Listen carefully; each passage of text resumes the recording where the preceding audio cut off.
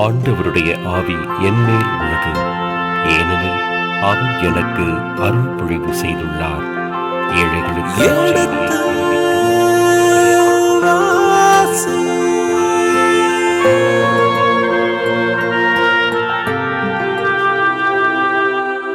எடுத்து வாசி.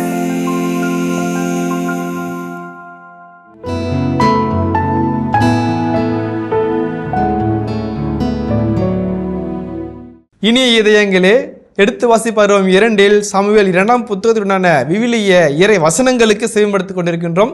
கடந்த பகுதியின் தொடர்ச்சியை இன்று தொடங்குவோம். வாருங்கள், நிகழ்ச்சிகள் செல்வோம். உங்கள் சார்பாக தந்தையர்களுக்கு வணக்கம் சொல்லி நிகழ்ச்சியை தொடங்குவோம். வணக்கம் தந்தையவர்களே.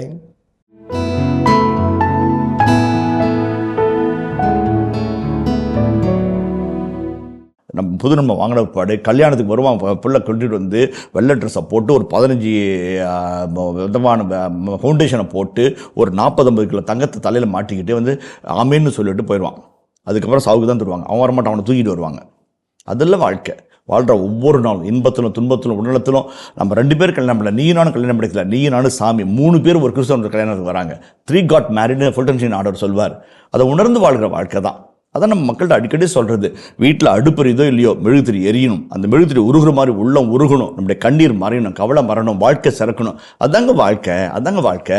ஜெபன்றது அந்த உள்ளத்திலிருந்து பொங்கி வருகிற நுரைத்ததுமே ஒரு உணர்ச்சி பிரவாகமாக தான் வரணும். அப்படி வந்துச்சுன்னா வாழ்க்கை வளமாக இருக்கும், நலமாக இருக்கும், பலரையும் வள வைப்போம். ஆற்றோரம் நடக்கப்பட்ட மரம் போல இருப்போம். ஆண்டு முழுவதும் கணித்திருக்கிற பட்டைகள் உதிராத, இலைகள் மாறாத கணிதரும் மரமாக இருப்போம். அதுதான் இந்த தாவீது இருந்தார்.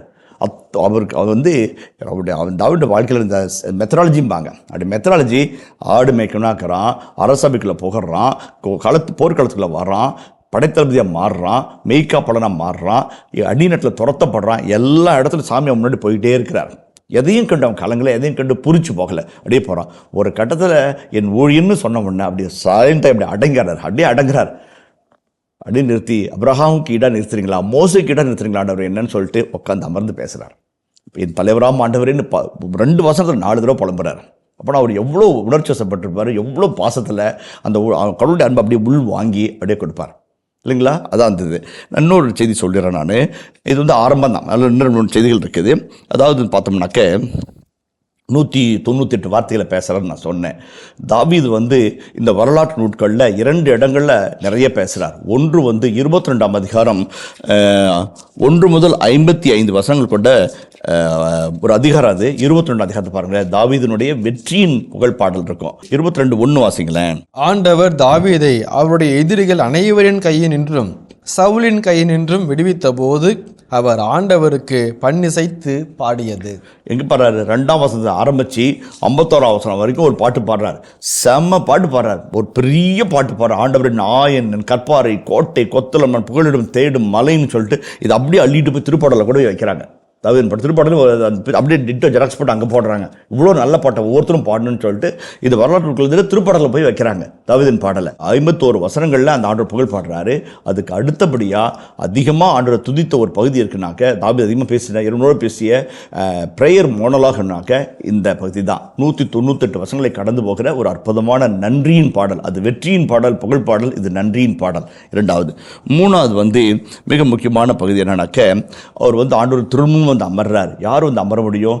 லேவியர்கள், குருக்கள், இறைவாக்கள் இரண்டாக வருவாங்க. அவங்க இரண்டாக வந்தார். அதாவது அண்மை தொன்மை கிழக்கு நாடுகளில் நான் 1 சாமுவேல் 3ஆம் அதிகாரத்தில் ஒரு வார்த்தை பயன்படுத்தினேன், இன்குபேட்டர் ஸ்லீப் என்று சொல்வார்கள். அது ஆண்டுடைய திரும்பாக படுக்கை விரிச்சு போட்டு தூங்குறது. கடவுள் கணவன் வழியாக பேசுவார், காட்சிகள் வழியாக பேசுவார், செய்தியை கொடுப்பார், மக்கள் போய் சொல்லலாம்னு சொல்லிட்டு கடவுளுடைய செய்தியை பெற்றுக்கொள்வதற்காக ஒரு சூழ்நிலை உருவாக்கி விளக்குகள் எரிய ஆண்டு பிரசர் தூங்குவாங்க. இன்குபேட்டர் ஸ்லீப் அப்படின்னு சொன்னேன். அதே போல் தாவீது அமர்றார். இப்போ கடவுளுக்கு செய்தி கொடுக்க மாட்டார், இவர் கடவுளுக்கு செய்தி கொடுக்குறார். Reversal incubator sleep. கடவுள் பேசிட்டார், செய்தி வாங்கிட்டார், பதில் சொல்லணும்ல, எப்போ சொல்லணும்? அவருடைய திரும்ப உட்காந்து அவர் பார்த்து செய்தி சொல்கிறார். அதாவது ரிவர்சல் இன்குபேட்டர் ஸ்லீப்னு சொல்லி சொல்கிறாங்க. சாட் பிஃபோர் அப்படின்னு சொல்லி சொல்கிறாங்க. அதே போலவே இன்னொரு முக்கியமான செய்தி இந்த ஜபம் ஜபமாக இல்லை. இறைச்சட்ட வரலாற்று நூல் ஆசிரியர் தாவீதின் வாய்களிலே வைக்கின்ற நன்றியின் புகழ்பாடல்ல இறையியல் இருக்குது, வரலாறு இருக்குது, சமூகவியல் இருக்குது, இறைவனை பற்றி தெளிவான சிந்தனை தியோடிசி இருக்குது. எல்லாத்தையும் ஒட்டுமொத்த கலவையாக அப்படி அழகாக பொறுக்கி வந்து 198 வசனங்களில் அடுக்கடுக்க அடுக்கி வச்சு ஒரு ஃப்ளவர் பொக்கே பண்ணுறார். Prayer flower bouquet. அந்த ஃப்ளவர் பொக்கேனாக்க லில்லிஸ் இருக்கும், ஹாஸ்டஸ் இருக்கும், ரோஸ் இருக்கும், அஸ்பரஸ் இருக்கும், எல்லாருக்கும் ஒரு அப்படி பார்த்தோம்னா அப்படி கண்ணு கவரும். 400-500 போட்டு ஒரு ஃப்ளவர் பொக்கே வாங்கி சிஎம்கிட்ட கொடுத்தோம்னா சிஎம் அப்படி வாங்கி பார்த்துட்டு தேங்க்யூம்பாங்க. பெரிய ஆளுக்கு பெரிய பொக்கை கொடுப்பாங்க. அதில் வல்லவண்ண மலர்கள், உயரமான மலர்கள், வெளிநாட்டு மலர்களாக இருக்கும். அப்படிப்பட்ட ஒரு ப்ரேயர் பொக்கேவே கடவுளுக்கு வந்து தாவீது கொடுக்குறார். அப்படி தான் சொல்கிறாங்க. அதோட இன்னொன்று வந்து இந்த வார்த்தைகளில் 198 வார்த்தைகளில் நம்ம பார்க்குற இன்னொரு அழகான முக்கியமான செய்தி வந்து a faith-filled response of the king who serves as a model for all those who receive the merits of God. என்ன வார்த்தை சொல்றார்? NAB என்கின்ற உலக புகழ்பெற்ற கம்யூனிட்டி சொல்லுது, உலகத்தில் யாரெல்லாம் கடவுளோட நன்மைத்தனம் பெற்றாங்களோ அவங்கெல்லாம் சொல்லக்கூடிய ஜெபத்தினுடைய முன் மாதிரியாக ஒரு இறை நம்பிக்கையும் இறை மீது பற்றுறுதி கொண்ட ஒரு நன்றியின் ஜெபத்தை அவர் மாடலாக வைக்கிறார். இந்த மாதிரி தானே ஜெபிக்கணும் அப்படின்னு நமக்கு ஒரு வரையறை கொடுத்து அது தாவீதுடைய வாய்களில் வைத்து நம்ம அழைக்கிறார். அதான் சொல்கிறாங்க, நிறைய துன்பம், நிறைய கண்ணீர், சோதனை கண்டு துவண்டு விடாமல் இதுக்கு மத்தியில் கரம்பிடித்து கடவுளை கண்டு நன்றி சொல்லு அப்படின்னு சொல்கிறார். தாவீது படாத வேதனைங்களா? பண்டாட்டி இன்னொருத்தவங்க வீட்டில் உட்காந்துட்டு அவனுக்கு சாபம் பண்ண ஊரெலாம் சுற்றி அலையிறார் இல்லைங்களா? அரசனுடைய மகளை கல்யாணம் பண்ணியிருக்கணும், பண்ணுறதுக்கு அவன் ஜெயிச்சுட்டான், போட்டியில் ஜெயிச்சுட்டான், பரிசை கொடுப்பான்னு நினைக்கிற சமயத்தில் இன்னொருத்தனுக்கு அவனை கட்டி கொடுக்குறாங்க. எவ்வளோ பெரிய அவமானம் ஒரு ஆம்பளைக்கு இல்லைங்களா? கேட்க முடியாது. கேட்டால் கொன்றுவாங்க. கேட்டால் கடவுளத்தில் நடக்காமல் போயிருமோன்னு நினைச்சார். கடவுள் நடத்துவார்னு நினைச்சார். அது எல்லா குலமுதூர்களும் சரி, எல்லா இறைமக்களும் சரி, எல்லா அரசர்களுக்கும் நடந்த ஒரு அவமானத்தை இருந்தது. தாவீதுக்கு எவ்வளோ அவமானம்.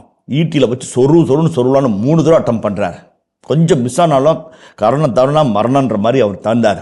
இனிமேல் இருந்த துத்துரோண்டு ஓடி போகிறார். ஊரை விட்டு, நாடை விட்டு, அப்பாவை விட்டு, அண்ணன் தம்பியை விட்டு, பொட்டாட்டி பிள்ளை நாடுடைய கூட்டிகிட்டு போய் எதிரின் கூடாரத்தில் கெஞ்சி கூத்தாடி தஞ்சம் புக வச்சு எவ்வளோ பாடுபட்டார். ஆனால் எல்லாத்துக்குள்ள கடவுள் இருக்கிற நம்பினார். இது கடவுள் திருவிழமான்னு கேட்காம இது கடவுள் திருவிழம் தான், கடவுள் நடத்துவார், அவருடைய பிரசன்னம் பண்ணி போகும்னு நினைச்சார். அதனால தான் நன்றி சொல்லக்குள்ள நல்ல மனசு வரும். படுற ஒவ்வொரு கஷ்டத்தில் நம்ம பயந்து போய் பதறி போய் செதறி போனோம்னாக்க நன்றி சொல்ல நமக்கு நாவும் இருக்காது. ஆனால் தாவீதுக்கு இருந்துச்சு. ஏன்னா படுற ஒவ்வொரு கண்ணீர் துளிக்குள்ளாகவும் கடவுளுடைய கரிசனத்தை பார்த்தார். இந்த கண்ணீர் வந்து களிப்பாக மாறும், இந்த சாக்கூட வந்து அரசு அடையாக மாறும், இந்த முள்முடிக்கு பதிலாக மகுட சூட்டப்படுவோம்னு நினைச்சார்.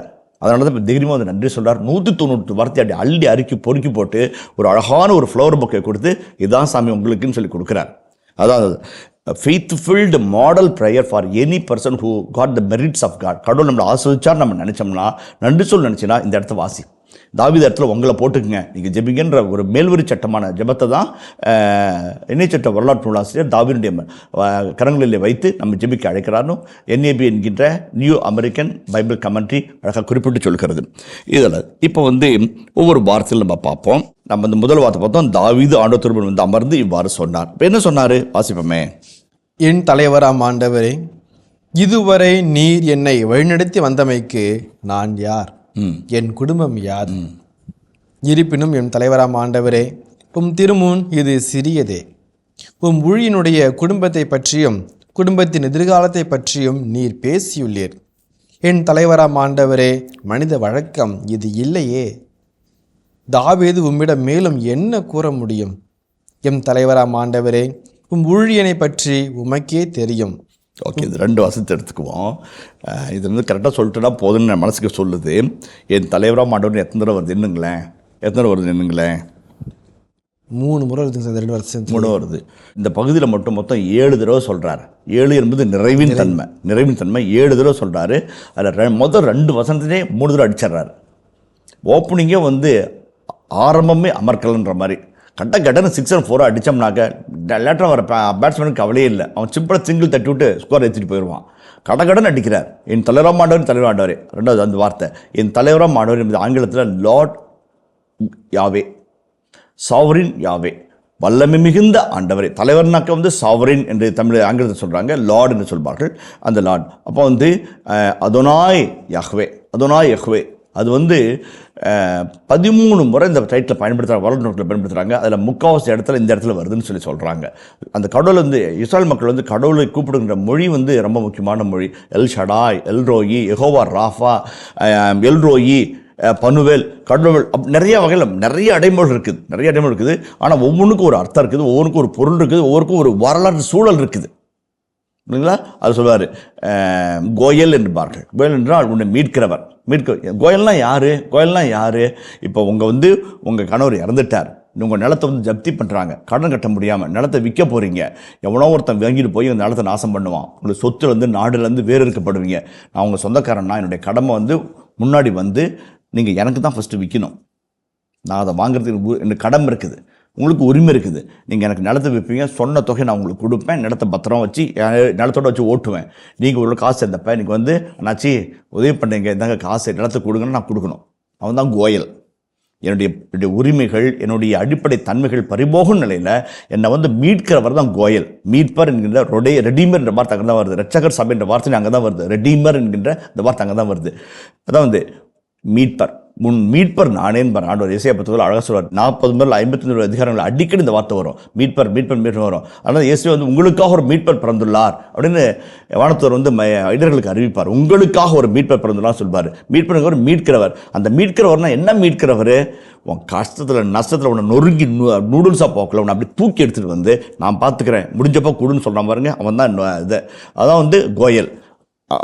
அந்த ஒவ்வொருத்துக்கும் ஒரு வரலாற்று சூழல், ஒவ்வொருத்துக்கும் ஒரு அர்த்தம் இருக்கும். உனக்கு பதிலாக, உனக்கு மாற்றாக, உனக்கு ஈடாக எத்தியோப்பியா கொடுப்பேன், உனக்கு ஈடாக எகிப்தை கொடுப்பேன், உனக்கு ஈடாக செபாவை கொடுப்பேன். வேற இது ஏசாயா 43 சொல்லுவார்.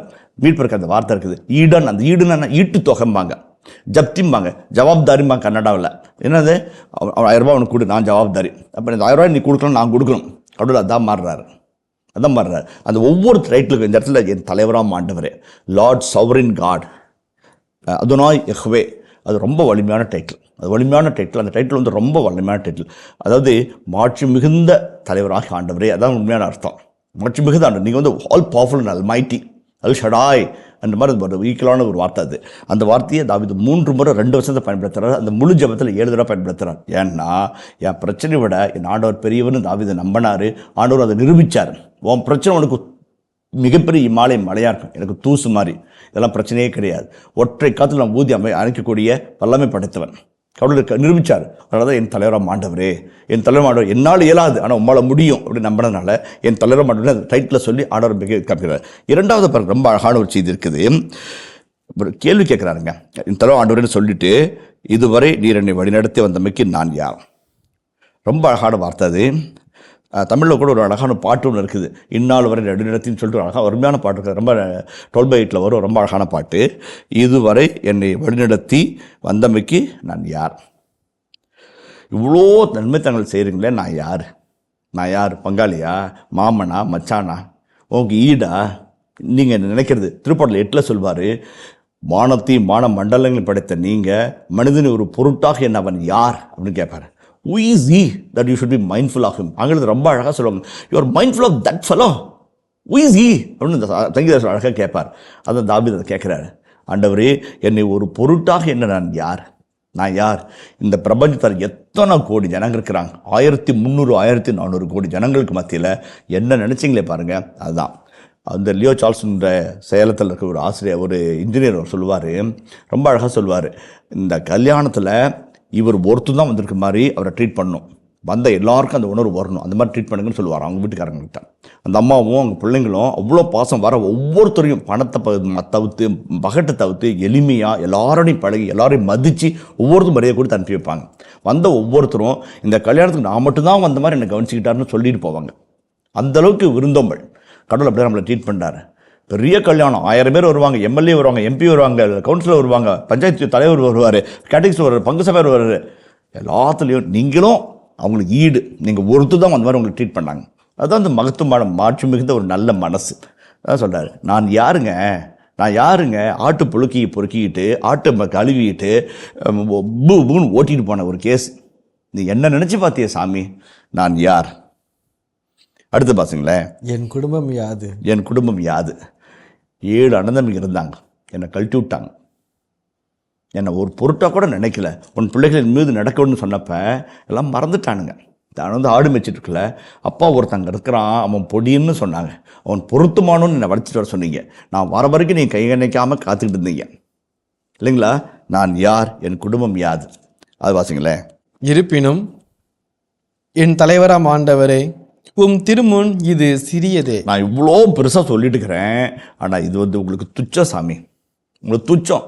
இவ்வளோ பெருசாக எனக்கு செஞ்சுக்கிறீங்க, அது உங்களுக்கு ஒரு சுண்டு வரல் மாதிரி, ஒரு சுண்டு மாதிரி அப்படி தட்டிட்டு போனீங்க. ஏன்னா அரசராகிட்டேன், எனக்கு இது வாழ்வின் சாதனை. உமக்கு வந்து ஒரு நொடியினுடைய எண்ணம், ஒரு எண்ணத்தின் வெளிப்பாடு. நீங்கள் நினச்சிங்க இது நடந்துச்சு, என் வாழ்க்கையே மாறுச்சு. அதான் வந்து அழகான ஒரு செய்தி. இவ்வளோ நன்மைகளை செஞ்சீங்க, இவ்வளோ பெரியவராக்குறீங்கன்னு நினைக்கிறேன். ஆனால் அது உங்களுக்கு வந்து ஒரு சும்மா கேஷுவலாக போகிற மாதிரி.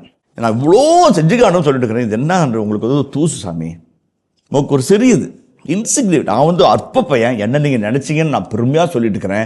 ஆடு மேய்க்கிற அரசனாக்குனீங்க, அரண்மனையை கொடுத்தீங்க, நாட்டை கொடுத்தீங்க, மக்களை கொடுத்தீங்க, ஆசை வச்சிங்க.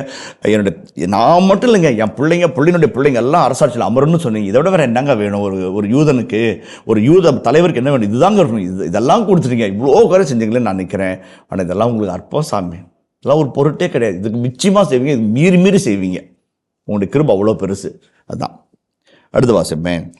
உம் ஊழியனுடைய குடும்பத்தை பற்றியும் குடும்பத்தின் எதிர்காலத்தை பற்றியும் நீர் பேசியுள்ளீர். என் தலைவராம் ஆண்டவரே, மனித வழக்கம் இது இல்லையே. ஏன்னாக்க கடவுள் எப்பயுமே மனுஷர்கிட்ட தான் செய்ய போகிறது எதையும் சொல்லவே மாட்டார். யோனானுடைய மிகப்பெரிய போராட்டமே, எத்தனை அதிகாரம் இருக்குது யோனா புத்தகத்தில் பாருங்களேன். யோனா புத்தகத்தில் மொத்தம் எத்தனை அதிகாரம் இருக்குது? 4 அதிகாரங்கள் இருக்குது. அவர் கடவுள் சொல்கிறாரு, யோனா என் நிர்வாகம்னா வாங்குறாரு. ஆனவரே வாங்க அப்படின்றார். வாயா அப்படிங்கிறாரு. போய் நினைவுக்கு போய் போதிங்கிறாரு. இவர் போய் டிக்கெட் கவுண்டரில் போய் டிக்கெட் வாங்குறாரு. நினைவுக்கு டிக்கெட் எடுக்க சொன்னால் அவர் தார்சுக்கு டிக்கெட் எடுத்து நினைவு இப்படின்னு ஒரு தார்சு கிளம்பி இப்படி போயிட்டாரு. ஏன்னா அவர் சொல்கிற ஒரே வார்த்தை என்ன சொல்கிறாருன்னா, உன் பேச்சு அவன் கேட்பாங்கிறாரு. ஏன் கேட்கக்கூடாது அப்படின்னு கடவுள் கேட்குறாரு. யோனா சொல்கிறாரு, நீ சொல்லுவ, நான் போய் செய்வேன். அவன் அழுதானாக்க நீ மடங்கி அவன் மன்னிச்சிடுவேன், நான் லூஸ் ஆயிடுவேன், நான் போக மாட்டேன் அப்படிங்கிறார். ஒரு போராட்டம் பாருங்கள், எவ்வளோ அழகான போராட்டம். தான் செய்ய கருவிய தீமை குறித்து மனம் மாறுகிற ஒரு ஆண்டவர் இல்லைங்களா? அந்த திருப்படல் 139 எடுங்களேன். திருப்படல் 139 17 வசனத்தை வாசிங்களேன்.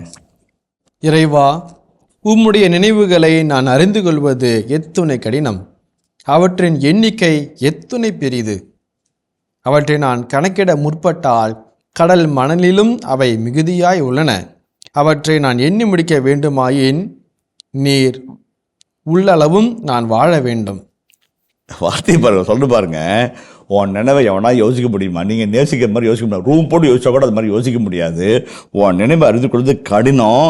எத்தனை கடிதம்னா அது வந்து எண்ணிக்கையில் ரொம்ப மிகப்பெரியது, கடல் மணலோடு அதிகமானது. நீங்கள் யோசிக்கிற மாதிரி உங்கள் நினைவை நான் புரிஞ்சுக்கணும், இதுதான் சாமர் யோசிக்கிறாரு, இதுதான் செய்ய போகிறாரு, நான் பிளான் பண்ணி யோசிச்சு புரிஞ்சுக்கிட்டேன்னா அது வந்து கடலில் இருக்கிற மணலை ஃபுல்லாக எண்ணுற மாதிரி. அப்படி என்னன்னா நீ வாழ்கிற அளவுக்கு நானும் வாழணும். கோடான கோடி ஆண்டுகள் வாழ்கிற நீரை உண்மை போல நானும் வாழ்ந்தாதான் உன் மனசை புரிஞ்சுக்க முடியும், நீ என்ன செய்ய போகிறன்னு தெரிஞ்சுக்க முடியும். அவ்வளோ கடினமானது. அந்த வார்த்தையை உள்வாங்கிற தாவீது சொல்கிறாரு, உன் ஊழியன் குடும்பத்தை பற்றியும் குடும்பத்தின் எதிர்காலத்தை பற்றியும் என்னிடம் பேசியுள்ளேன். எங்கள் குடும்பத்துக்கு என்ன செய்ய போகிறீங்க, எதிர்காலத்தில் என்ன நடக்குன்றது என்ன சொல்கிறீங்க? நான் யாருங்க? இந்த தூசுலேருந்து இந்த தூண் பக்கம் கூட்டி வந்ததே நீங்கள். ஆனால் எனக்கு என்ன நடக்கும்னு சொல்கிறீங்க, என் பிள்ளைங்களுக்கு என்ன நடக்குன்னு சொல்கிறீங்க, என் சந்ததிக்கு என்ன நடக்குன்னு சொல்கிறீங்க. உங்களுடைய நினைவுகளை எங்களுக்கு வெளிப்படுத்துறீங்களே. உன் நினைவுகளை அறிந்து கொள்வது கடினம்னு திருப்படலாசி பேசுகிறாரு. உங்களுடைய நினைவுகளையும் எதிர்காலம் செய்யப்பட திட்டங்கள் நீங்கள் வெளிப்படுத்திருக்கிறீங்க. அதுக்காக தான் பாராட்டுறார். அதான் ரொம்ப அழகான ஒரு பேசலார். இந்த மாதிரி எப்போ பேசுகிறார் அப்படின்னாக்க, முன்ன ஒரு பழைய ஏற்பாட்டில் விவிலியத்தினுடைய முதற் பகுதியில் பேசுகிறார். அப்ரஹாமோடு 15ஆம் அதிகாரத்தில் பேசுகிறார். எடுங்களேன், தொடக்க நூல் 15ஆம் அதிகாரம் 3ஆம் வசனம் வாசிங்களேன். 15:3. நீர் எனக்கு குழந்தை ஒன்றும் தராததால் என் வீட்டு அடிமை மகன் எனக்கு பின் உரிமையாளன் ஆகப் போகிறான் என்றார். அதற்கு மறுமொழியாக, இவன் உனக்கு பின் உரிமையாளன் ஆக மாட்டான், உனக்கு பிறப்பவனே உனக்கு பின் உரிமையாளன் ஆவான் என்று ஆபிரகாமுக்கு ஆண்டவரின் வாக்கு அருளப்பட்டது. அப்ரஹாமுக்கு வயதாகிவிட்டது. சாராவிற்கு வயது மகிழ்ந்த நிலையிலே மாதவிடாய் கூட நின்று போய்விட்டது. பிள்ளை பிறப்பதற்கான சாத்தியக்கூறுகள் குறைந்து கொண்டே வருகிறது. பொறுமை இழக்கிறது அப்ரஹாமுடைய மனம். சொல்கிறாரு, ஆண்டவர் எனக்கு பிள்ளையை கொடுக்காதனால என்னுடைய அடிமையாக எலியாசருடைய மகன் எனக்கு வாரிசாக இருப்பான், என் சந்ததியை நிலைக்க செய்வான்னு சொல்கிறார். தந்தை அவர்களே, தாவீதின் நன்றி பாடல் 198 வார்த்தைகளில் சில வார்த்தைகள் நாம் பார்த்துருக்குறோம். என் தலைவராம் ஆண்டவரே அழகாக பேசியிருக்காரு. அதுக்கு அடுத்து குடும்பத்தை பற்றி பேசியிருக்கிறீர் சொல்லியிருக்கிறாரு, அழகாக சொல்லியிருக்காருங்க சாமி. இப்போ 19ஆம் வசனத்தில் ஒரு வார்த்தை இருக்குதுங்க சாமி. இது என் குடும்பத்தை எதிர்காலத்தை பற்றியும் நீர் பேசியுள்ளீர் எம் தலைவர் ஆண்டவரே, இது மனித வழக்கம் இல்லையேன்னு பேசியிருக்காருங்க சாமி. இதனுடைய விளக்கம் கொஞ்சம் தேவைப்படுது. அதான் சார், நம்ம திருப்படம் 139 நம்ம சொன்னோம், ஆண்டவரே இப்படி நினைவுகளை அறிந்து கொள்வது கடினம், இப்படி எதிர்கால திட்டங்களை யார் தான் தெரிந்து கொள்ள முடியும். யோனா இறைவாக்கின வந்து ஒரு கட்டத்தில் நீங்கள் சொல்கிறத மாற்றிக்குங்கப்பா, அவங்க பேச்சை நான் கேட்க மாட்டேன்னு அடம்பிடிக்கிற யோனாவையும் நாம் பார்க்கிறோம். அந்த வகையில் பார்க்கின்ற பொழுது இறைவன் தன்னுடைய எதிர்கால திட்டங்களை பற்றி மனிதரோடு பேசுவது வழக்கமே இல்லை, பேசியதாக சரித்திரமே இல்லை. நான் என்ன அங்கு போ, அங்கு நான் என்ன செய்வேன் என்று உனக்கு சொல்வேன் என்று சொல்வார். இறைவாக்கினர் கூட அப்படிதான், அங்கே போ, நான் என்ன சொல்றதோ அது சொல்லு என்பார். திட்டங்களை வெளிப்படுத்தவே மாட்டார். அவருடைய மறைபொருளான அவருடைய திட்டங்கள் கால நிறைவில் அவ்வப்போது வெளிப்படுத்தப்படும், உணர்ந்து கொள்வார்கள். அதாவது இயல்பான செய்தி. ஆனால் பழைய ஏற்பாட்டின் தொடக்க நூல் 12ஆம் அதிகாரத்தில் இந்த ஒரு செய்தியை பார்க்குறோம். 12:2-3 வாசிப்போமே. 12:2-3 அப்ரஹாமுக்கான வாக்குறுதியில எதிர்கால திட்டங்களை அப்ரஹாமுக்கு ஆண்டவர் தெளிவாய் வெளிப்படுத்துவார். உன்னை நான் பெரிய இனமாக்குவேன், உனக்கு ஆசி வழங்குவேன், உன் பெயரை நான் சிறப்புற செய்வேன், நீயே ஆசியாக விளங்குவாய். இது எதிர்கால திட்டம், எதிர்பார செயல்பாடு, வரப்போகின்ற ஆசீர்வாதம் ஆண்டவர் தெளிவாய் விளக்குகிறார் அப்ரஹாமுக்கு. தாவீதை அப்படி தூக்கிட்டு போய் அப்ரஹாமுக்கு இணையாகவும் மோசேக்கு இணையாகவும் வைக்க ஆசை செய்கிற முயற்சியை நம்ம பார்க்கிறோம். இந்த இடத்துல இணைச்சிட்ட வரலாற்றுடைய இறையியல் எண்ணத்தை, தாவீதினுடைய வலிமையான ஆன்மீக தாகத்தை அவர்களோடு ஒப்பிட்டு அவர்களோடு இணையாக வைத்து சொல்லுகிறார். அதே போல இதே போன்ற செய்தியை 15ஆம் அதிகாரத்தில் 4 முதல் 21 வார்த்தைகளை பார்க்கிறோம். அதே வாக்குறுதி, உடன்படிக்கை 12, 15, 17 இதெல்லாம் வந்து உடன்படிக்கை, அப்ரஹாமோடு கடவுள் செய்த உடன்படிக்கை. அந்த 15ஆம் அதிகாரத்தில் முக்கியமான வசனத்தை வாசிப்போமே. 15:4-5. ஓகே. அதற்கு மறுமொழியாக, இவன் உனக்கு பின் உரிமையாளன் ஆக மாட்டான், உனக்கு பிறப்பவனே உனக்கு பின் உரிமையாளன் ஆவான் என்று ஆபிரகாமுக்கு ஆண்டவரின் வாக்கு அருளப்பட்டது. இப்படி ஒரு வசனம் கீழே வாசிங்களேன். அப்பொழுது ஆண்டவர் ஆபிரகாமை வெளியே அழைத்து வந்து, இதோ வானத்தை நிமிர்ந்து பார், முடியுமானால் விண்மீன்களை எண்ணிப்பார், இவற்றைப் போலவே உன் வழிமரபினரும் இருப்பர் என்றார். ஆபிரகாம் ஆண்டவர் வானத்தை மின்மிட முடிஞ்சா எண்ணி பார்ப்பா, அவ்வளோ பேர் இருப்பாங்க. கடற்கரை மணல் அள்ளிருவியா, அவ்வளோ பேரும் பிள்ளைங்க இருப்பாங்க. வாக்குறுதி, எதிர்கால திட்டத்தை பற்றி செய்தியை கொடுக்கிறார். அதே போலவே அன்னாளின் புகழ்பாடல் 1 சாமுவேல் 2:22 கூட எதிர்கால திட்டத்தை ஆண்டவர் ஒரு சிலருக்கு ஒரு சில மறைமுகமான வகையில் வெளிப்பாட்டு இலக்கியமாக அவர் வெளிப்படுத்துகிறார். 1 சாமுவேல் 2:35-36 வசனங்களை வாசிப்போமே. என் திட்டத்திற்கும் விருப்பத்திற்கும் ஏற்ப செயல்படும் நம்பிக்கைக்குரிய ஒரு குருவை நான் எழுப்புவேன், அவருக்கு ஒரு நிலையான வீட்டை கட்டி எழுப்புவேன், அவர் என்னிடம் திருப்பொழிவு பெறுவருக்கு எந்நாளும் பணி செய்வார். எஞ்சியுள்ள உன் வீட்டார் அனைவரும் ஒரு வெள்ளி காசுக்கோ ஒரு அப்பத்துக்கோ அவரிடம் வந்து கையேந்தி நின்று தயை கூர்ந்து எனக்கு ஒரு அப்பம் கிடைக்குமாறு குருத்துவ பணியில் என்னை சேர்த்தருளும் என்பார்கள்.